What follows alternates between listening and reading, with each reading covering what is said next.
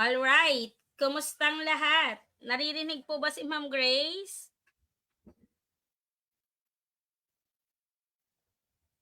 Okay, so naririnig po ba ang boses ni Ma'am Grace? Kumustang lahat?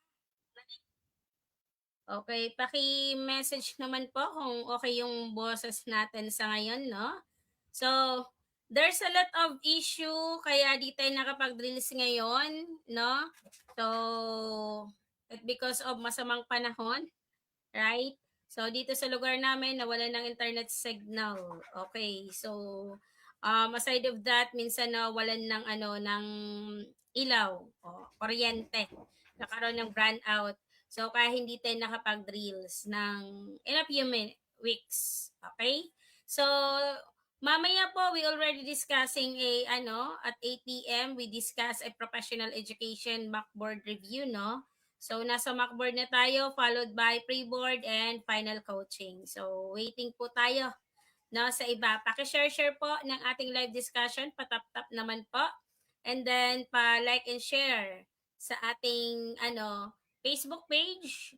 And then, for our YouTube channel, sa gusto pong balikan yung mga discussion for pre-live discussion po, punta lang po kayo sa Maestra Bicolana TLA Tambayan. Ayan, makikita nyo po, paki-search na lang po yan sa ating YouTube channel and then forget to like and share our channel. Okay, so teachers, let's start for this question. So pagpasensyahan nyo na if di tayo makapag ngayon ng di nyo ako makita because meron tayong error dito sa ating camera, no? So, nasira at nahulog ko nga. So, supposedly, hindi nyo ako makikita. Okay, so it is okay as long as nakikinig po kayo sa akin. So, I hope mapaayos natin agad-agad to. Okay, teachers, let's start. Okay po ba? Okay na po ba? Okay po, nakikita po bang lahat ng natin, ng discussion natin? All right, so let me check. I will check if it is okay. Okay. So, try natin dito sa kabilang monitor kung okay po ba yung Okay na, naririnig na ako. So, ayan, shout out sa 7 viewers natin dyan. Okay, so let's start with this question, no? Gumagalaw po ba yung natin? Ayan, very good. So, gumagalaw ang ating PPT. Akala ko hindi. Okay, so this question, ayan. So, alam niyo naman po yung GRACE Method Learning Strategies and Technique, no? So, G is goal-oriented study planning. This is very important, especially po pag nahihirapan po kayo kung saan po yung kayo magsisimula na mag-review. So, dapat meron kayong study planning na inilalagay sa mismong mga notes ninyo pag nagre-review kayo. So, you need to assess ano ba yung mga strength and weaknesses ninyo at ano ba yung mga plan ninyo. Next is R, which is the review and recall. So, dapat nagkakaroon tayo ng monitoring. Hindi lang po tayo review ng review. So, kailangan nating i-monitor yung progress natin, especially yung weakness natin, no? So, A is analyze and apply. Critical thinking, it is very important, especially po in professional education. Sa lahat po ng areas, MAPA, Gen Ed, Prop Ed, and majorship, it is very important na ina-analyze natin bawat question. Okay, next, consistency. So, kahit anong review nyo, kung wala kayong consistency at self-discipline and self-regulation, it is hindi maganda. So, kailangan consistent po kayo sa pagre-review.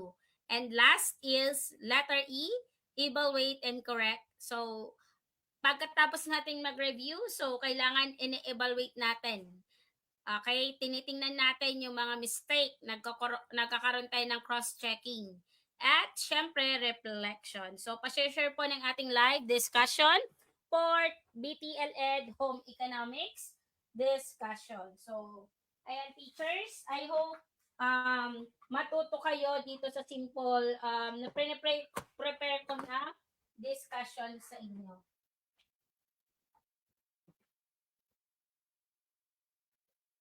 So, ayan, I will get my laptop kasi ay charger of my laptop baka malobat, di mag-continue yung ating discussion. So, much better na prepare tayo lagi. So, we have 26 viewers right now. Pa-share po at pa-tap-tap po, pa-like and share po ng ating live discussion ngayon. Okay? So mamaya at 8 p.m. we have a discussion for professional education. So sa mga magte-take po this March 2027, open na po ang enrollment ng Maestro Bicolana TLE Tambayan. Okay, let's start with the question number 1. Which of the following is considered a perishable food? A. Rice, B. Canned tuna, B. Fresh milk, or letter D. Dried beans. Again, I will repeat the question. Which of the following is considered a perishable food? A. Rice, B. Canned tuna, B. C. Fresh milk, or letter D. Dried beans. So, once again, teachers, okay, so lagi niyo pong tatandaan ang board examination, meron pa rin pong halong ibang areas ng TLE. Okay, kaya pwede pong makinig at mag-review yung mga major in ICT, AFA, and Industrial Arts. Kasi sa actual board examination, you know naman na lahat po yan may halo. Okay po, so what is the correct answer? If you know the answer, teachers, kindly comment down in our comment section in our Facebook page. Okay, so what is the correct answer? I'll give you a few seconds to answer that one. Is it A, B, C, or D? So ano nga po ulit na technique ang ini-implement ni Teacher Grace? Okay, so ang technique and strategies na laging tinuturo sa inyo ni Maestra Bicolana TLE Tambayan is the elimination method. So hanapin muna yung mali, i-cross out ano ba yung mga mali dyan at bago yung tama. Okay, so ngayon, anong unang tatanggalin natin? Ang tinatanong kasi, which of the following is considered a perishable food? Okay, sino ang mga major in food service management dito? Shout out sa inyong lahat. Unang tanggalin natin is rice. Rice is what? Non-perishable. Kasi ang rice, tandaan nyo po, they will storable for a month in a low moisture. So, ibig sabihin, rice is non-perishable. Okay po, kaya mali si letter A. Next na tatanggalin natin, si dried beans. Si dried beans, it is a low moisture at it can be stored for a month. Okay, pwede nating i-store for a month. Okay, so what is the correct answer here? Tanggal na si dried beans. Okay, tanggal na po. Non-perishable food ha. Which of the following is considered a perishable food?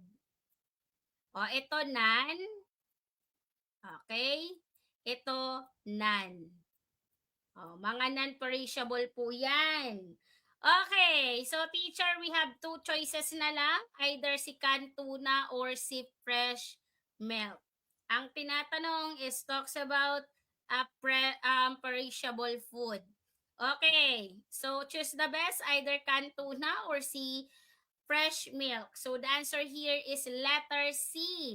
Sino-sino po yung sumagot ng letter C? You got the correct answer. Okay, C is the correct answer because letter B, ang canned tuna po, they will be sealed and processed, di ba? So, meron po siyang shelf stable. So, ibig sabihin po, non-perishable din po ito until they open. Okay, so bakit si fresh milk ang tamang sagot? Bakit si fresh milk is perishable food? Si fresh milk, it is high moisture content. So, it means they will spoil quickly if not refrigerated. So, it is possibility na pag hindi nyo po ni-rep ang fresh milk, may possibility na agad-agad itong mapanis. O, mapanis. Okay. So, it is highly perishable. So, ang tamang sagot is letter C. Okay? So, C is the correct answer. Okay, next one. The process of removing dirt and microorganism from kitchen utensils is called. Oh, ang tinatanong is the process of removing dirt and microorganism from the kitchen utensil is called A. Sanitizing, B. Sterilizing, C. Cleaning, or letter D. Disinfecting. So what is the correct answer, teachers? Again, gamitin si elimination technique. Okay, so unang tatanggalin natin, teachers, is the word sterilizing. Pag sinabing sterilizing, they will eliminate all microorganism through. So it is not the standard in a kitchen processing. Okay, kasi sterilizing, for example, ginamit nyo yung tawag dito, kutsara means isan, tapos sobrang dumi. So, pakukuluan natin, babanlaan natin ng tubig na mainit. Okay, so hindi po yan kasi ang tinatanong is removing dirt. 'Di ba? So, pagtanggal ng mga dumi. Okay. So, disinfecting is wrong because pag sinabing disinfecting, gumagamit tayo dito ng mga chemicals, 'di ba?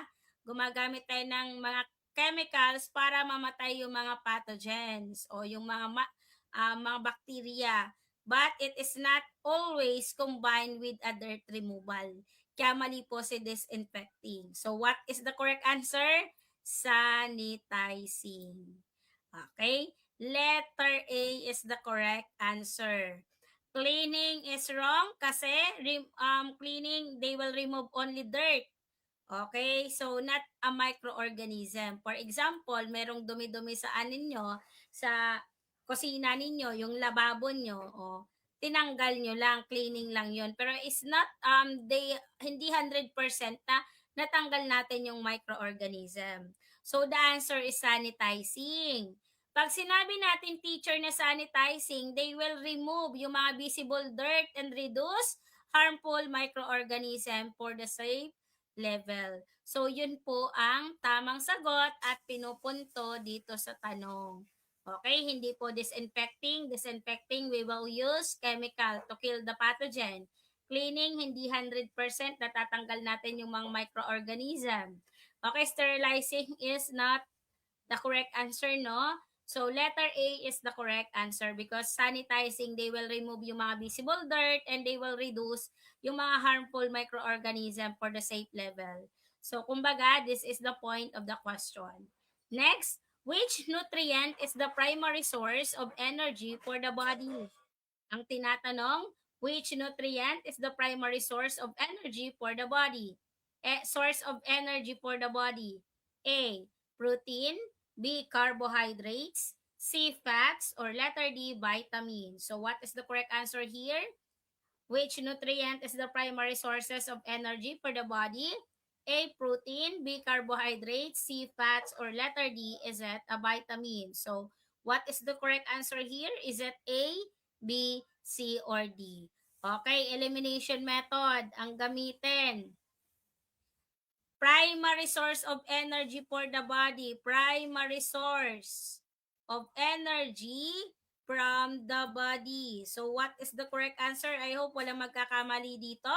Once again, shout out kay Ma'am Maribel Garay, Sir Philip, and then kay J&B Talusig, Ma'am Crystal Joy Luciano, no?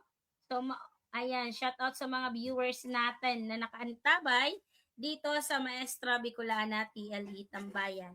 Paki-like and share naman po ng ating mismong Facebook page. Thank you. Okay. So, teachers, elimination method technique ang gagamitin natin. Unang tanggalin natin, teachers, is the vitamins. Ang hinahanap natin is the primary source of energy. Ang vitamins, wala po yung energy. Because vitamins, they will regulate the body process. Okay, walang energy yan. Okay. Next na tatanggalin natin is the protein. Kasi pag sinabi nating protein, sila yung nagbi-build at nagre-repair ng body tissue natin. Okay, ano nga po ulit si protein? They will build and repair the tissue. Kumbaga, secondary lang po ito na source of the energy. Kaya mali po si letter A. Again, protein, ang function niya po is to build and repair the tissue. It is the secondary source of energy, not a primary source. So we have two choices, either carbohydrates or fats. The answer is carbohydrates. Fats is wrong. Because fats, it is concentrated reserved energy. So, it is used when carbs are insufficient. So, mali po si letter C. And then, carbohydrates is the correct answer. Okay? So, kumbaga, si carbohydrates, siya yung nagiging fuel ng body natin. So, they will break down into a glucose for immediate energy. So, carbo is the correct answer. Maliwanag? Clear po ba mga ka-warriors? Ayan. Type your name, LPT na this incoming December 2026 board examination. Ayan. Shout out sa lahat ng TLE warriors dito. Okay, so next question. In meal planning, the principle of variety means, o in meal planning daw, anong principle ng variety? Anong ibig sabihin yan? A. Serving only one type of dish. B. Using different colors, textures, and flavor. And letter C. Serving the same menu daily. Or letter D. Avoiding seasonal ingredients. So, teachers, what is the correct answer here? Is it A, B, C, or D? Ayan. So, ano po ang tamang sagot? Ito po ba ay si Alpha, Beta, Charlie, or Delta? So, for now, mag-isip-isip na po. Share po ng ating live discussion. Ayan, isang share, like, and subscribe po. Malaking tulong na yan sa inyo, no? So, here, teachers. Alright, so, tanggalin natin si letter D, which is the avoiding seasonal ingredients. So, yung avoiding seasonal ingredient, pag sinabing seasonal foods, they will add variety. Avoiding them, they reduce it. So, mali po si letter D. Okay? Next, letter A, serving only one type of dish. It is opposite of variety. Diba? So, next, the answer is letter B. Letter C, serving the menu daily. Repetition po yan. Wala siyang variety. Daily. Okay, using different colors, textures, and flavor, it is the variety. Okay, so they will balance the nutrition and appetite appeal. So that's why B is the correct answer. Clear po ba mga ka-warriors? Next one. The safest way to thaw frozen meat is A. Leaving it on the counter overnight. B. Replacing it in the refrigerator. C. Soaking it in hot water. Or letter D. Cooking it while still frozen. So what is the correct answer here? Is it A, B, C, or D? The safest way to thaw frozen meat is it A, leaving it on the counter overnight? B, placing it in the refrigerator? Or letter C, soaking it in the hot water? And letter D, cooking it while still frozen. So what is the correct answer? If you know the answer, kindly comment down in our comment section. So ano po ang tamang sagot?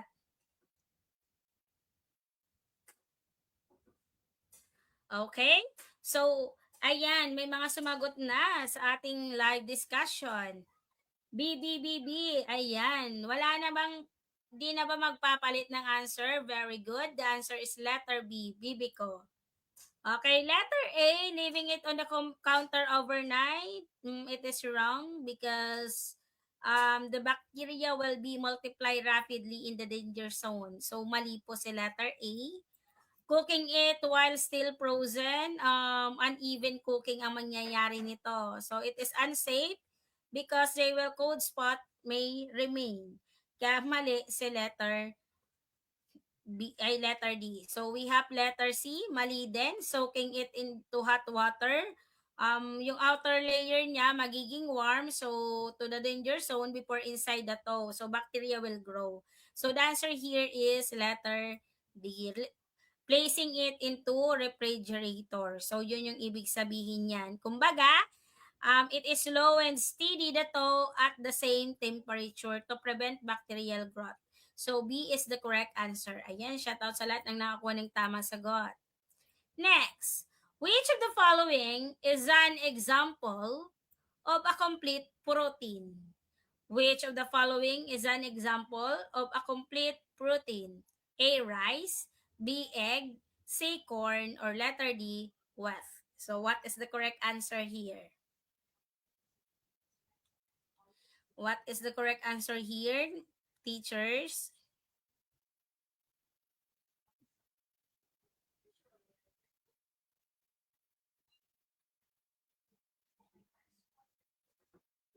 Complete.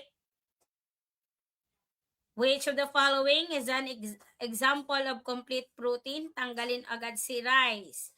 Rice is lack of some essential, especially yung amino acid. It is incomplete. Okay, incomplete po si rice. Mali po yan. Next na tatanggalin natin is si letter D. Okay. So, si letter D, si wet po, kailangan natin ng katandem. Needs pairing with other foods because it is incomplete protein. So, ang kompleto dito, si letter B, itlog. Okay? So, si corn po, mali. Wala po siyang amino acid. Incomplete po ito. Okay, A is the correct answer because it contain all 9. Meron siyang 9 essential amino acid. Okay, meron po siyang tamang amount, complete amount of protein. So, the answer is letter B. Okay, pag tinanong kayo, complete amount of protein, the answer is itlog. Power of B. Ayan. Next. The correct temperature range for a refrigerator to keep food safe is? The correct temperature range for a refrigerator to keep food safe is A. 0 degree Celsius to 4 degrees Celsius. B. 5 to 10 degrees Celsius. C. 10 to 15 degrees Celsius. Or letter D. Below 18 degrees Celsius. So what is the correct answer? Ang tinatanong po, teachers, is anong tawag dito? Ang tinatanong po, teachers, is the correct temperature range for a refrigerator to keep food safe. So what is the correct answer?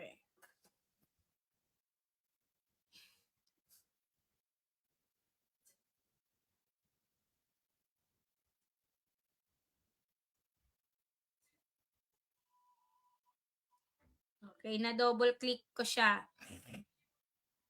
Okay, na-double click ko siya, teachers. Balikan natin mamaya yung una.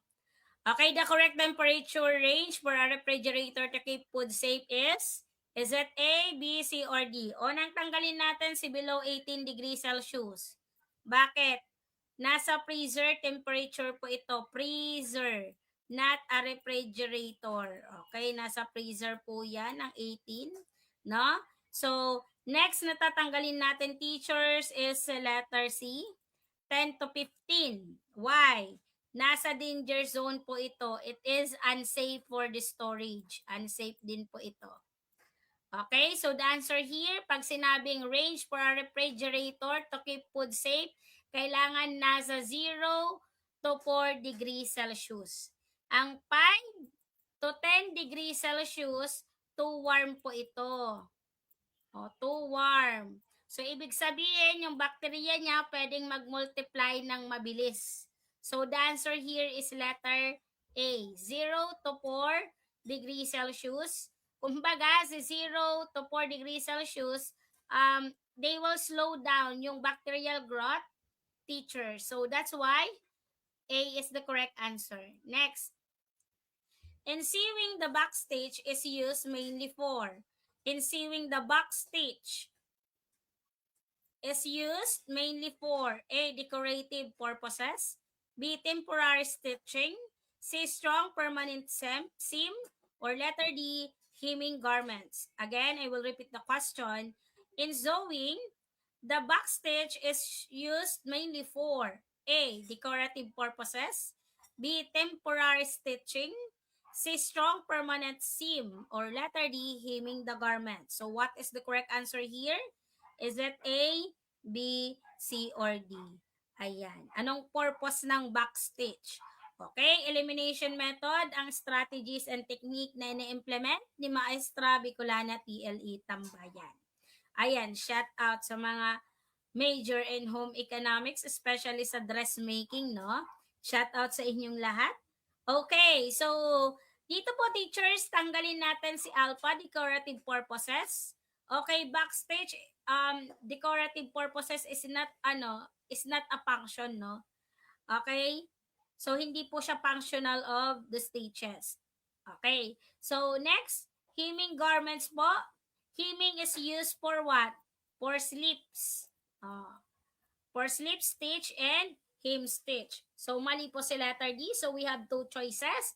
Choose the best. Is it temporary stitching or strong permanent seam? So, ang backstage po, teachers, is strong and permanent seam. Hindi po siya temporary. Kaya mali po si letter B. Okay, ang temporary stitching, ito yung tinatawag nating basting. Okay, basting. Kumbaga, si basting, it is temporary. Okay, pag strong and permanent seam, we will use the backstage because the stitches po naka-overlap po yan like a chain. So, it is strongest na ginagamit natin especially for the hand sewing. So, the answer is letter C, Charlie. Next. Which of the following is a dry heat cooking method?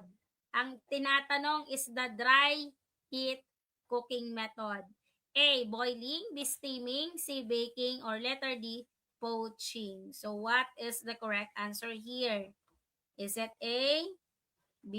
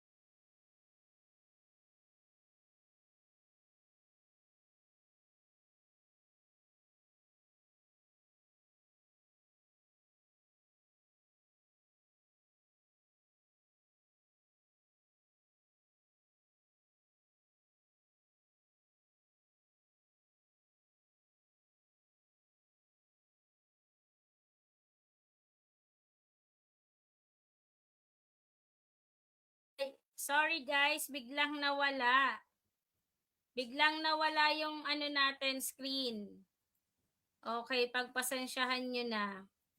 Biglang nawala. Okay, so okay na po ba? Biglang nawala yung natin, nawala ng internet access. Ewan ko kung ano nangyari.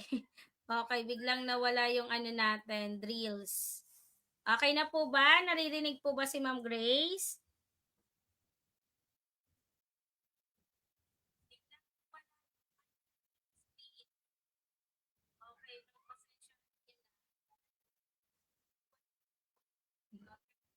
Okay na po? Nakikita na po ba yung screen? PM naman po kayo para ma-monitor ko po.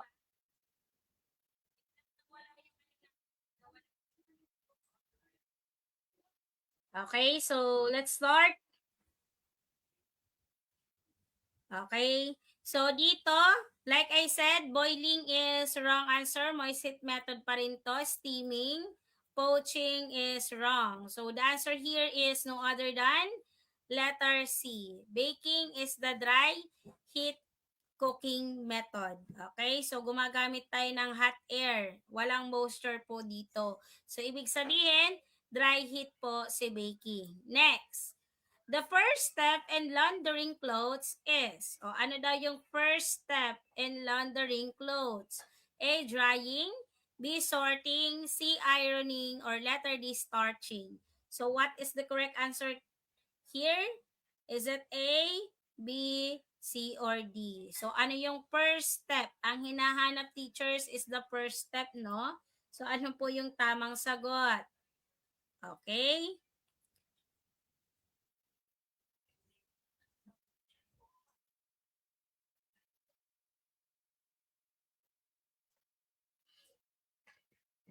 Alright.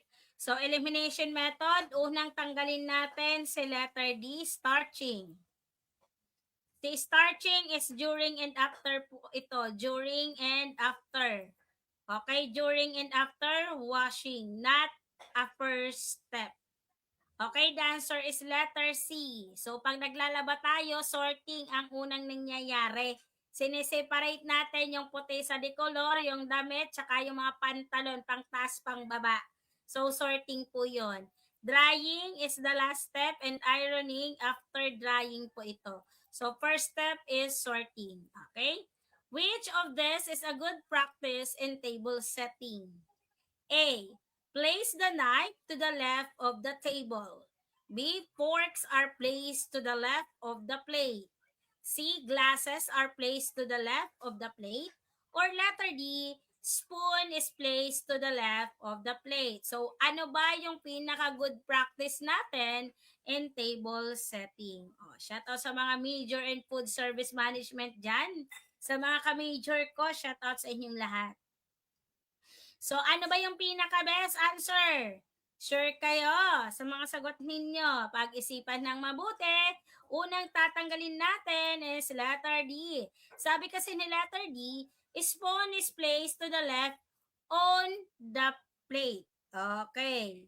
So, ang spoon po, teachers, is hindi po dapat nasa left. Nasa right po yan. Okay? So, mali po si letter D because spoon goes to the right beside the knife. Okay? Nakabeside dapat po yan sa knife. Kaya ligwak si letter D. Okay. Next na tatanggalin natin si letter A. Sabi naman dito, place the knife to the left of the table. Mali. Kasi nga po si knife saan naka-place? Sa right. Kasi ang blade po dapat naka-facing sa plate. Okay? Kaya hindi po siya left. Okay? Dapat ito ay right. Bakit? Dapat yung blade ng knife ay naka-place saan? Sa plate. Okay? The blade was facing into plate. Okay po? Kaya mali po si letter A. So, the answer here is power of B. Okay, letter C is the correct letter B is the correct answer. So, letter C po, teachers, glasses are placed to the left on the plate is wrong. Kasi ang glasses po, teachers, hindi po yan nasa left. Saan po dapat ang glasses? Above the knife. O, above the knife. Okay, above the knife, teachers. Okay? Sa right side. Above the knife, in the right side. Kaya mali po si letter C. So, B is the correct answer because fork are placed to the left of the plate is the standard. Fork left, knife, so the spoon is for the right. Okay? So, the answer is Bebeko. Next. The main purpose of budgeting in home economic is to the main purpose of budgeting in home management is to spend more on wants, B. Avoid paying bills, C. Allocate resource wisely, or letter D. Increase household debt. So, what is the correct answer here? So, ano ba ang purpose ng home management? Sa pagbabudget. So, kailangan ba mag-spend tayo ng more on wants? Mali. So, kailangan malimit po natin yung mga overspending on wants. Kaya mali. Increase the household debt, it is wrong. Okay, so the answer is power of C. Christ. Okay, allocate the resources wisely. Avoid paying bills is wrong. Because budgeting, they will ensure that the bills are paid on time, right? So, allocate resource wisely. Kumbaga, they will plan the income, we cover the needs and save, and spend responsibly yung tamang pagbabudget sa pera natin. Okay? So, which of the following is a low-cost, high-protein food? Okay? Ang tinatanong, which of the following is a low-cost, high-protein food? A. Instant noodles. B. Dried fish. C. Soft drink. Or letter D. Potato chips. So, what is the correct answer? Okay? Which of the following is a low-cost, high-protein food? Oh, high-protein food. Okay, so anong tamang sagot? O, walang sasagot ng soft drinks, ha? Kasi ang soft drinks, walang protina yan. Marami siyang sugar and calories. Oh, sugar and calories si soft drinks. Si potato chips naman, it is most fats. Karamihan dyan, fats and carbohydrates. Carbohydrates, not a protein. Okay, so we have two choices, instant noodles or dried fish. The answer is B. Instant noodles is wrong. So, si instant noodles, marami yung carb. O, alam nyo na yung carb. Carbohydrates. So, maliit po ang ano ng protein dito. Unhealthy din po yan. So, bebe ko is the correct answer. Is it a portable and preserved, rich in protein? Si dried fish. Okay, next. The best method to preserve vitamins in vegetable is the best method, pinaka-best method para ma-preserve natin yung vitamins in vegetables. Okay? So, is it A, overcooking, B, steaming, C, frying, or letter D, boiling for a long time? So, what is the correct answer here? Is it A, B, C, or D? Okay. Is it overcooking ba, steaming, frying, or boiling for a long time? So, what is the correct answer? Para ma-preserve natin yung, yung vegetables.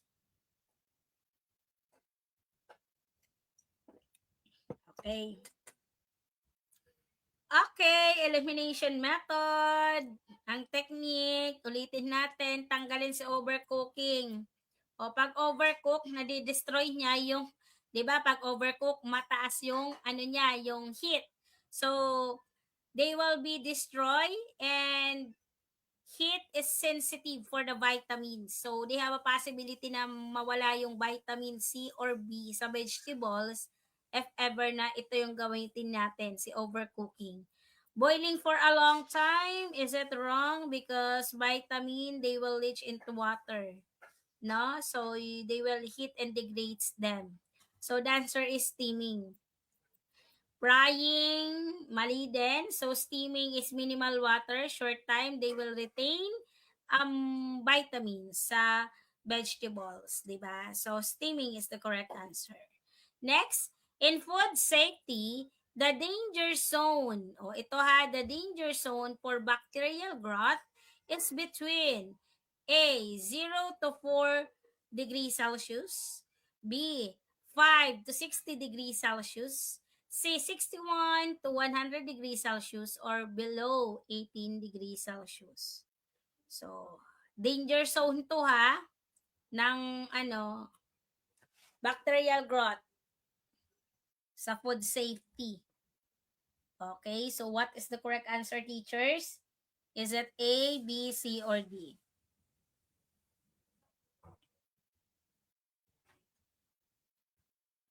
Alright, so dito teachers, tanggalin natin si letter A to 4. Kung naaalala nyo po, si 0 to 4 degrees Celsius, it is the refrigerator temperature. So the bacteria grows slowly. Okay? So ito naman, kung naaalala nyo dun sa unang discussion natin, below 18 degrees Celsius, pang freezer po ito. Okay, freezer po yan. Ibig sabihin, it is safe zone. Okay, safe zone po ito si letter D. Okay, so the bacteria is dormant, so it is a safe zone. Okay, so we have B and C. Sinong sumagot ng letter B? Hala, B is the correct answer, teachers. Na-discuss ko po to kanina.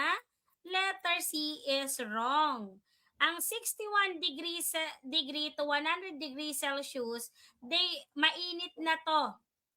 Okay, mainit na yan. Heat, ang init, they will kill most bacteria. So, ibig sabihin, it is safe zone pa rin. So, ang 5, pag pumatak na yan ng 5 to 60 degrees Celsius, ang bacteria, nagmo-multiply po yan ng mabilisan. They keep food out of this range. Okay? B is the correct answer. To mainit na to, mamamatay ang bacteria dyan. Next, which of the following is an example of a fixed expenses in a household budget? Fixed expenses. Fixed expenses. A. Electricity bill. B. Grocery cost. C. House rent. Or letter D. Clothing purchase. So what is the correct answer here? Is it A, B, C, or D? Example of fixed expenses. Expenses. Okay, so dito teachers, tanggalin natin sa electricity bill, no? So, electricity bill, they will vary monthly based on use. Paiba-iba po yan, hindi po yan fixed. O kung makikita nyo, baka buka, next month, ang babayaran nyo is 5,000, sa susunod na buwan is 2K na lang. O, di ba? So, mali po si letter A. Ang grocery cost, paiba-iba din po yan. Nag-change po yan monthly, depende sa dami. O, depende sa variable expenses. So, ang house rent is the correct answer. Kung nag-o-OPA ka, kung isang buwan mo is 1.5, 1.5 lang ang babayaran mo. So, this is the fixed expenses. Fixed na po ang babayaran ninyo. Ang clothing purchase, irregular po yan. Okay, variable and periodic expenses po yan. Depende sa gusto nyong brand ng damit. So, pabago-bago din yan. So, clothing, mali.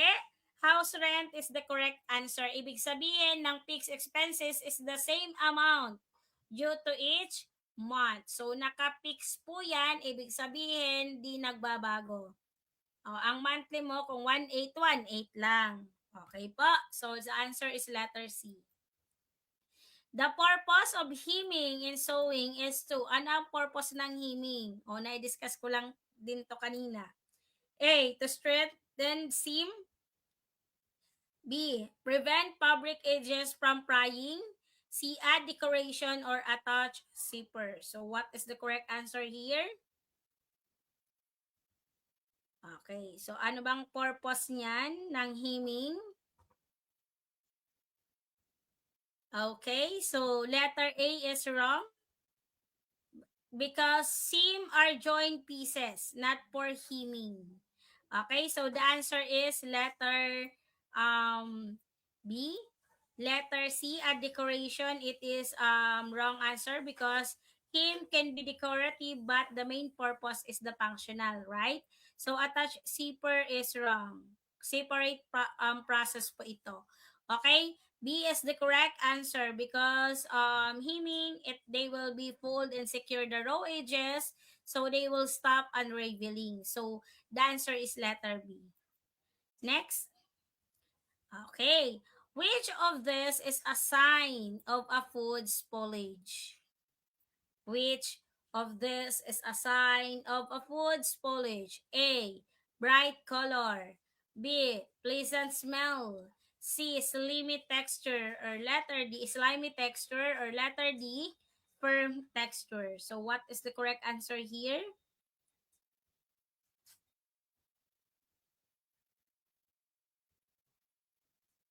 Okay, so ano pang tamang sagot? Food spoilage. Mali si letter A. A ha, bright color. Ang bright color, they will still fresh. Okay? So, it is not a sign of spoilage. Firm texture, it is the sign of freshness. Okay? So, dapat kung may food spoilage na po, kadalasan, ang texture niya is soft or mushy. Yung texture niya. So, we have two choices. Pleasant smell or slimy texture, madulas. Letter C is the correct answer because letter C, it is, kumbaga meron na po siyang bacterial and fungal growth. So, the surface becomes slippery and slimy. So, letter B is wrong because pleasant smell, they have a fresh quality, no? So, walang bad odor smell. Pleasant smell. Okay, so the answer is letter C. Okay, second to the last question. The most important meal of the day is? Anong pinaka-importanting meal of the day? Breakfast, lunch, dinner, snack. So, what is the correct answer? Anong pinaka-most important meal of the day? Okay. So, snack is wrong. Snack is supplement lang po yan. It is not a main meal. Lunch is wrong because it is lunch, it is important but not the most important. Kasi may pinaka-important. Ang pinaka-important is magkaroon tayo ng breakfast.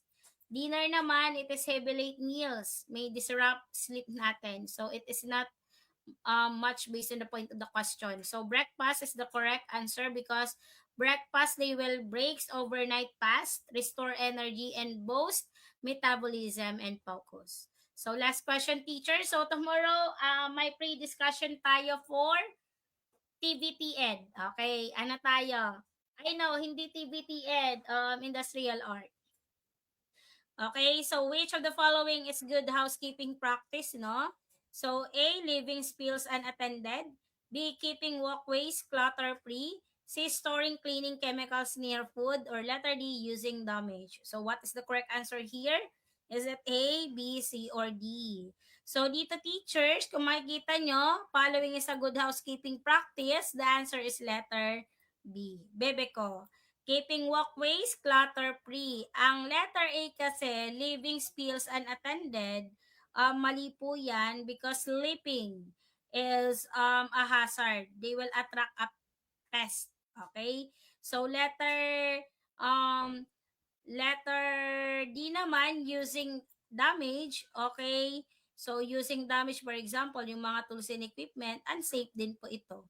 Okay? So, letter C, storing cleaning chemicals near food, magkakaroon ng cross-contamination. So, they will be prone to poisoning. Okay? So, letter B is the correct answer. Okay? Keeping walkways clutter-free. So, they will prevent falls and safe and AC movement. So, the answer is letter B. So, and teachers, mamaya in our YouTube channel, kindly subscribe Maestra Bicolana TL Tambayan in our YouTube channel. We have a discussion for Macboard Session 1, Professional Education.